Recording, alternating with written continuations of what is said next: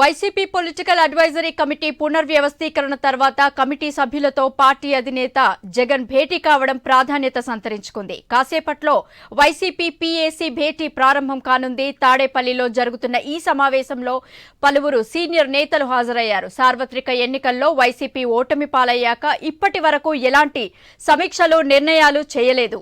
ఈ సమావేశంలో జగన్ ఎలాంటి నిర్ణయాలు తీసుకుంటారోనని ఆసక్తిగా మారింది. దీనిపై మరింత సమాచారం మా ప్రతినిధి హరీష్ ఫోన్ లైన్ లో అందిస్తారు. హరీష్,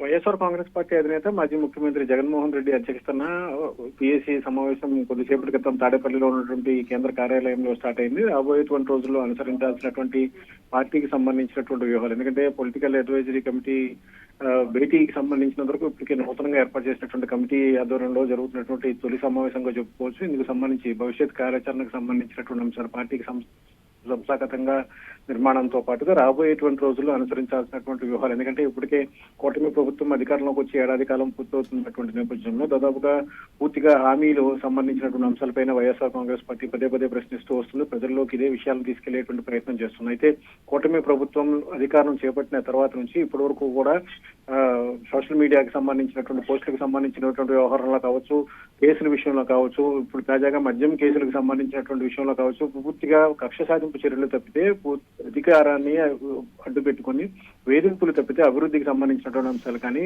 సంక్షేమ పథకాల అమలుకు సంబంధించినటువంటి అంశాలు కానీ ఎక్కడ కూడా ప్రస్తావించినటువంటి దాఖలాలు లేవు. దీనికి సంబంధించినటువంటి అంశాలపైనే ఇప్పుడు పొలిటికల్ అడ్వైజరీ కమిటీకి సంబంధించినటువంటి సమావేశంలో చర్చించేటువంటి అవకాశం కనిపిస్తుంది. అదేవిధంగా రాబోయేటువంటి రోజుల్లో పార్టీ నిర్మాణానికి సంబంధించినటువంటి అంశాలు, ఇప్పటికే కీలకమైనటువంటి నాయకత్వం చాలా మంది పార్టీ నుంచి బయటకు వెళ్ళిపోయినటువంటి నేపథ్యంలో నూతనంగా అవకాశాలు కల్పిస్తూ పీఏసీకి సంబంధించినటువంటి నాయకులకు కూడా అవకాశం కల్పించారు. పీఏసీకి సంబంధించినటువంటి టీమ్ లో కూడా ఉన్నటువంటి సిచ్యువేషన్. సో ఇప్పుడు ఈ అంశానికి సంబంధించి రాబోయేటువంటి రోజుల్లో అనుసరించేటువంటి వ్యూహాలకు సంబంధించినటువంటి అంశాలు, పొలిటికల్ గా రాబోయేటువంటి రోజుల్లో కూటమి పార్టీలను ఎదుర్కొనేటువంటి తీరుతెన్నులకు సంబంధించినటువంటి అంశాలపైన కూడా జగన్ దిశానిర్దేశం చేసేటువంటి అవకాశం ఉంది. అదేవిధంగా పీఎస్సీకి సంబంధించినటువంటి టీం నిర్మాణం తర్వాత జరుగుతున్నటువంటి సమావేశం కావడంతో టీమ్ లో ఉన్నటువంటి కీలక నాయకత్వానికి కూడా జగన్ సూచనలు చేసేటువంటి అవకాశం కనిపిస్తుంది. ఇక రాబోయేటువంటి రోజుల్లో మరింత దూకుడుగా ముందుకు వెళ్లేటువంటి క్రమంలో కూటమి పార్టీలను లక్ష్యంగా చేసుకుని, కూటమి పార్టీలను టార్గెట్ గా చేసుకుని రాజకీయం ఏ విధంగా నడపాలి, వ్యూహాత్మకమైనటువంటి అంశాలపైన ఎలాంటి స్టాండ్ ఉండాలి, అదేవిధంగా కూటమి ప్రభుత్వం అధికారం చేపట్టిన తర్వాత ఇచ్చినటువంటి సూపర్ 6 కి సంబంధించినటువంటి అంశాలపైన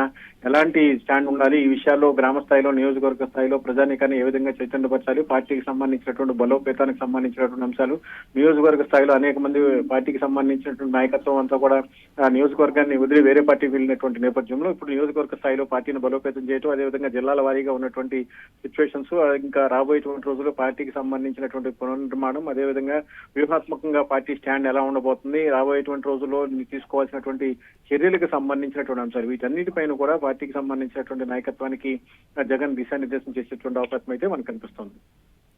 రైట్, థాంక్యూ.